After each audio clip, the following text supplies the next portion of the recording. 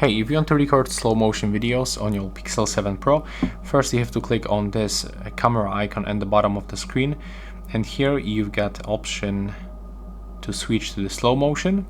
There we go. When you tap on the left bottom corner, you can also find some settings, but we can only record in full HD, and here we can set the speed of the slow motion.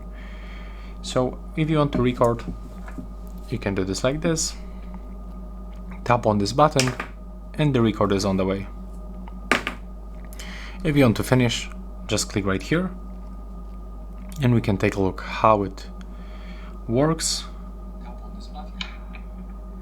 As you can see, it was recorded, but if you want to edit the moment of the slow motion, you can do this by moving this icon.